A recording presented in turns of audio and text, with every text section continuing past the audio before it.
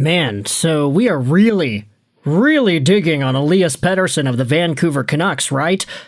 Because even though we already made a video talking about the idea of a Pettersson trade to Detroit, just tossing it out there if Steve Yzerman were to become desperate, let's talk about the reality of what Elias Pettersson is for the Vancouver Canucks and how this compares with some of the other prospects that were from Pettersson's era and how they've actually flipped the switch. So, Canucks fans, this might not actually be good news, but who knows? Today we're talking about AP40, a guy who at this point of the season has 49 points in 71 games played. 15 goals, 34 assists. He is on pace to score one more goal and one more assist in the remaining 3 games of the season. It's kind of funny, man. Elias Pettersson had 45 points in 64 games last year, and a lot of people were like, oh, well, you just gotta wait because he's gonna come back, and Miller is not gonna be in the team, so Pettersson is gonna be better, and if he's actually recovered from his injuries, then there will be a much better version of EP40 out there. I'll admit, I drunk the Gatorade, I believed it too. But until Elias Pettersson fully activates and shows to us that he can still be that 102-point player, I think it's fair to say at this point, based off of the way the second half of 23-24 went, how 24-25 went, and how 25-26 went, JT Miller, knee tendonitis and all, I don't think we can think of Elias Pettersson as an $11.6 million player anymore. And that is how it is. However, we're not talking about Petey in isolation in this video. Oh, no. We are talking about some of the other guys that were taken in that 2017 draft. Because Trevor Beggs went out there and posted this on Twitter yesterday, that Cody Glass, drafted one spot after Elias Pettersson in 2019, no, it's 2017, scored his 19th goal of the season today. Pettersson has scored 15 goals this season. I can't say I ever saw that one coming. He then corrects himself, too flabbergasted by Glass now outscoring Pettersson. Here's the thing about this Cody Glass situation. You see, Glass was one of the very first picks ever made by the Vegas Golden Knights back in 2017. He was taken one pick after Elias Pettersson, and he was a guy that I, like many Canucks fans, actually wanted to see get drafted to Vancouver in the 5th overall spot instead of Pettersson. You had the 1, 2, 3, 4, Hischier, Patrick, Heiskanen, and Cale Makar, and then at number 5, Canucks fans were kind of split. Cody Glass was an option, Gabe Vilardi was an option, so was Casey Mittelstadt. These North American dudes that showcased themselves off to Canucks fans in various tournaments and what have you, and in various levels of junior North American play. They were seen as the next Jonathan Taveses, for example, the next Patrick Kanes, for example.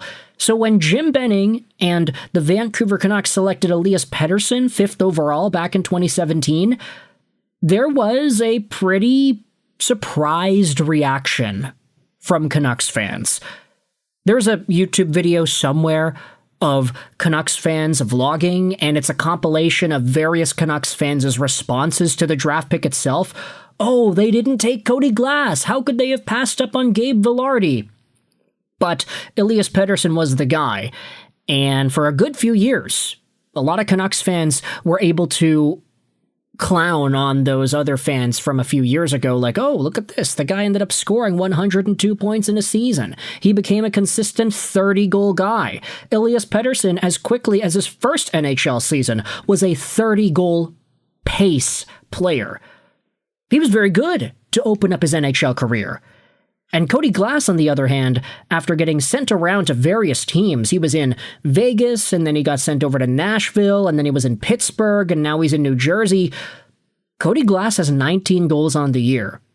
7 assists, so that's really not great.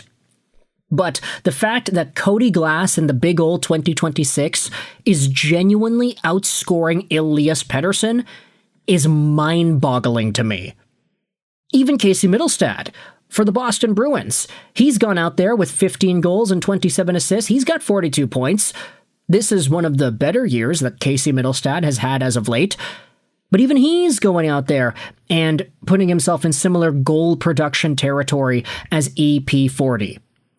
The fact that it's all regressed to this similar mean is so bizarre to me because you gotta remember how we got here, right? Back in 2018, specifically in this Hockey News Future Watch article that was posted about and published on their magazine 8 years ago, you did have yourselves lists that had Casey Mittelstadt as the number one NHL-affiliated prospect, with Elias Pettersson following closely behind. Once the 2018 draft came and went, you started seeing other lists involving other names. Dahlin and Svechnikov were the number 1 and the number 2, but then Elias Pettersson was right there at number 3, and Casey Mittelstadt down there at number 5. Cody Glass was also on this list at number 12, and Quentin Hughes was listed as number 9. You also had yourselves this list posted on sportingnews.com that spoke about how back in 2018-19, Elias Pettersson was the number 1 NHL prospect. Dahlin was 3 here. Mittelstadt was 4. Cody Glass, you have to scroll all the way down to find him and his overall profile.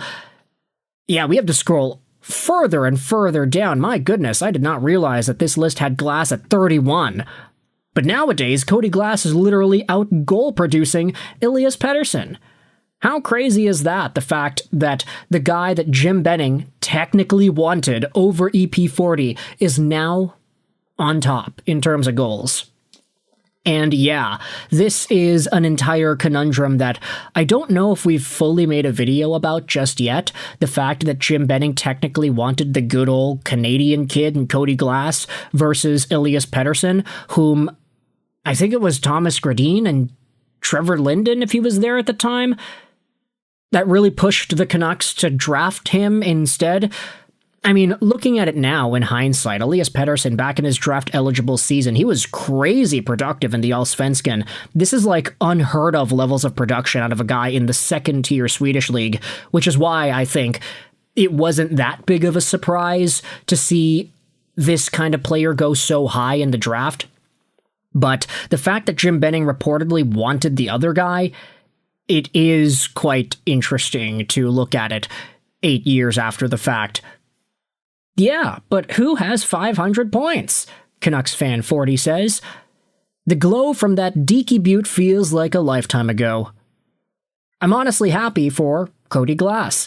That kid had to grind his way to get here. And yes, that is absolutely the case here when it comes to Cody Glass. I'm not going to go out there and say that Glass is a better player than Pettersson. I just think it's funny, the fact that the guy has more goals after going through so many years of up and down NHL, AHL play, never consistently being a full-time 82-game-a-year NHL player until 2023, and then finding himself bouncing around to a whole bunch of other organizations.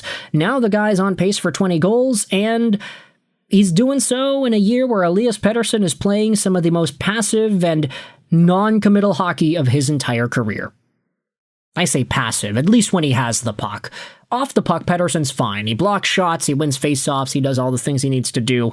He's a good defensive center. I'm not going to say that he's not, but when you want a guy to go out there and be your $11.6 million superstar, you want him to do more than just block shots.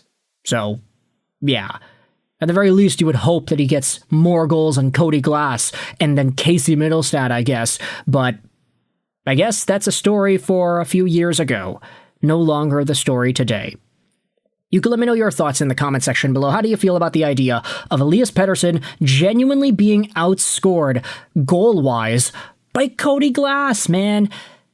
These guys are going to be forever linked because of the discourse surrounding that 2017 draft all the way back. But with that said, thoughts in the comment section below. I hope you enjoyed this video. And bye.